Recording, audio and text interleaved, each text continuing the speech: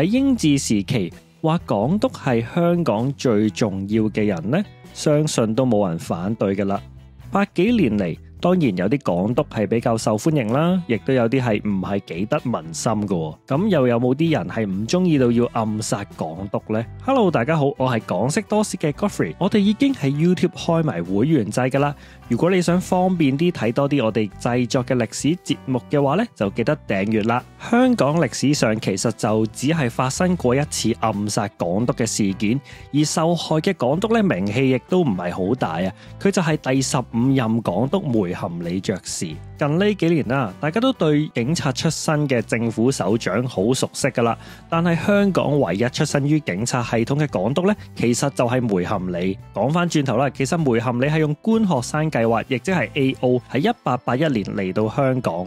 之後咧，佢做過唔少嘅文職，例如港督德庫嘅私人秘書、華文副政務司、副政司等等。所以咧，其實佢只係算半個武官嘅啫。而梅含理嚟香港之前咧，其實去過北京學呢個北京嘅官話。咁嚟到香港之後咧，廣東話亦都好快上手，仲寫咗2本有關於香港嘅書，一本叫做《廣東話入門》，另一本咧就叫做《香港乘快艇遊覽指南》。咁其實咧，佢語言能力都係唔錯嘅。提到學歷啊，梅含理咧唔係一啲野雞大學度畢業，佢係喺佢家鄉都柏林著名嘅學府聖三一學院度畢業，主修咧其實就係現代語言同埋文學。1893年，梅含理被提拔為警察隊長。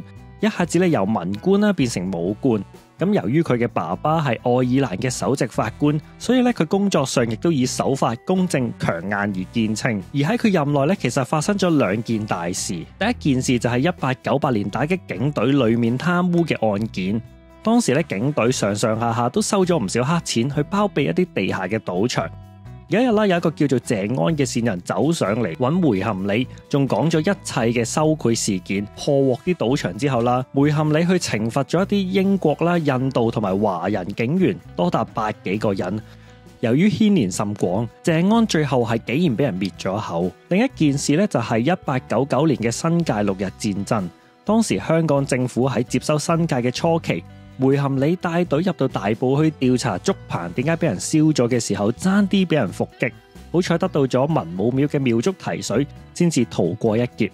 後來佢嘅小隊就同啲村民交火，由於戰事比較激烈啦，去到後來咧已經俾香港軍團接手去處理。梅含理去到1901年升咗做副政司，1911年咧就去咗斐濟群島做總督啦。但係去到1912年，佢又調翻嚟香港，成為香港第15任總督。1912年7月4號，一個風和日麗嘅下午，一如既往港督嘅就職儀式。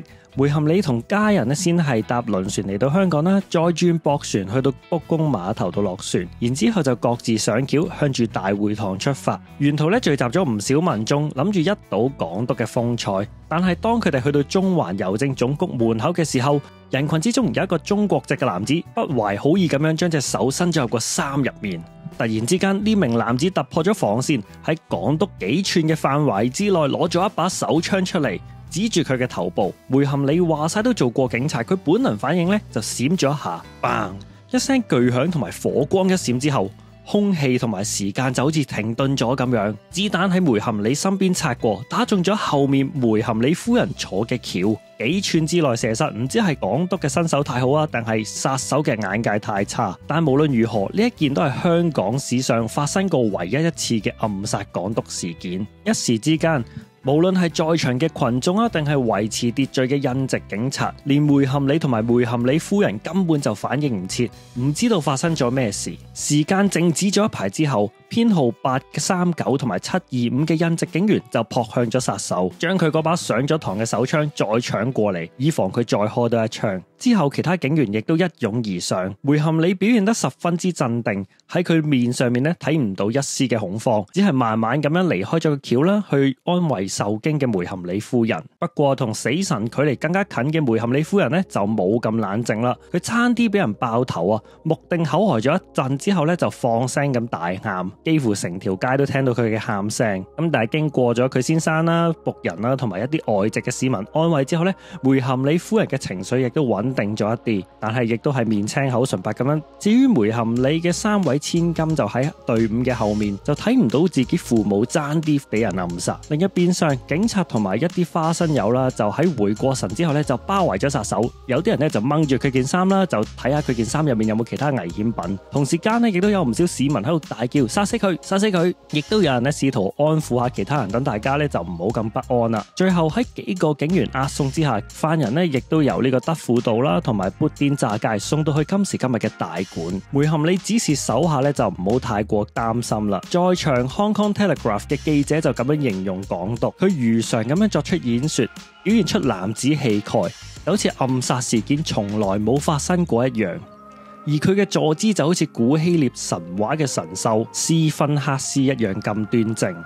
負責調查嘅警官就審問咗個殺手，知道佢嘅中文名咧係叫做李漢雄，佢亦都承認佢暗殺港督，但係為咗咩事情咧？背後有冇人指示咧？係一啲線索都冇嘅。幾日之後，殺手李漢雄喺法庭上面承認暗殺港督嘅控罪。佢就話啦，梅含里咁多年嚟喺香港一直欺壓華人，調出去斐濟群島之後咧，亦都唔公平咁樣對待當地嘅華人。佢亦都舉咗個例子啦，就係梅含里以前喺香港嘅時候禁止華人用大清政府發行嘅貨幣龍仙，但係當法官再問佢係咪因為咁樣而暗殺港督嘅時候，佢就話仲係其實好多原因嘅。不過佢又講下1999咁，基本上都冇講出一個主要嘅原因。咁但係佢係咪單獨行動？背後又有冇一啲組織去支持佢？最後都係無從得知。法庭最終判咗李漢雄無期徒刑同埋做苦工。但係梅含里咧，其實好同情呢一個殺手。佢甚至乎認為呢個殺手其實精神係有啲問題，所以每當大時大節咧，佢都會用一啲理由去減免佢嘅刑罰。去到1918年離職之前咧，更加將佢釋放。仲俾咗10蚊佢做路費，可以話係以德報怨嘅最好例子啦。經過今次嘅暗殺事件啊，梅含里亦都一改慣例，以後港督咧唔再坐轎啦，改坐馬車。後世嘅歷史學家對於李漢雄點解要暗殺港督，其實都冇一個好肯定嘅答案，但係就推測同辛亥革命成功或多或少都有啲關係。因為自香港開埠以嚟，大部分嘅港督都希望同中國嘅政局河水不犯井水，避免唔同嘅派系喺香港引起一啲動盪。1911年，中國嘅辛亥革命成功，北洋軍閥、南方軍閥、革命派、清朝遺臣嘅勢力分分鐘暗暗地走入香港，佢哋不斷互相攻擊，亦都危害咗殖民政府嘅統治。辛亥革命更加激發咗華洋矛盾，而香港亦都受到波連。梅含里成為咗港督之後，佢收緊咗社團條例，限制咗革命黨人喺香港嘅活動，同時之間亦都推出咗教育條例同埋叛亂刊物條例。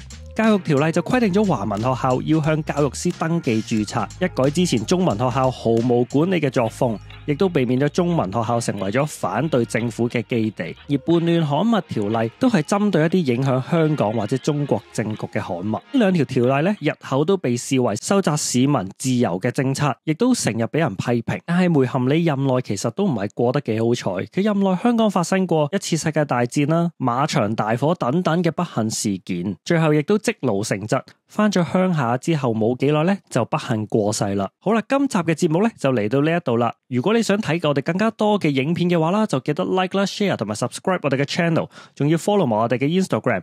咁我哋下一條片再見啦，拜拜。